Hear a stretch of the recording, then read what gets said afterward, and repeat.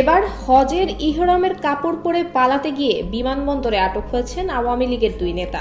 গতকাল রাত 9:45টার দিকে সৌদি আরব পালানোর সময় তাদেরকে আটক করে ইমিগ্রেশন পুলিশ। পরবর্তীতে তাদেরকে সিলেট মেট্রোপলিটন পুলিশের হাতে হস্তান্তর করা হয়।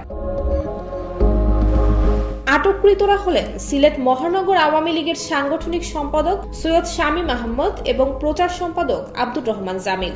আটক জামিল সিলেটের রেড ক্রিসেন্ট শাখার সেক্রেটারি। সিলেট মেট্রোপলিটন পুলিশের অতিরিক্ত উপকমিশনার মোহাম্মদ সাইফুল ইসলাম আটকের বিষয়টি নিশ্চিত করেছেন। 250-টিরও বেশি ডিজাইন অপশন নিয়ে ওয়ালটন স্মার্ট ফ্রিজ, বোঝে আপনার প্রয়োজন। বিমানবন্দর সূত্রে জানা গেছে, আটক আওয়ামী লীগের দুই নেতার বিমান বাংলাদেশ এয়ারলাইন্সের একটি ফ্লাইটে সৌদি আরবের জেদ্দায় যাওয়ার কথা ছিল।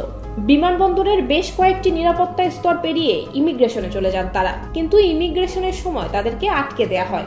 পরবর্তীতে বিমানবন্দরের জিজ্ঞাসাবাদ শেষে তাদেরকে কোতোয়ালি থানায় সোপর্দ করা হয়েছে। তাদের বিরুদ্ধে কোনো মামলা আছে কিনা তা খতিয়ে দেখছে পুলিশ।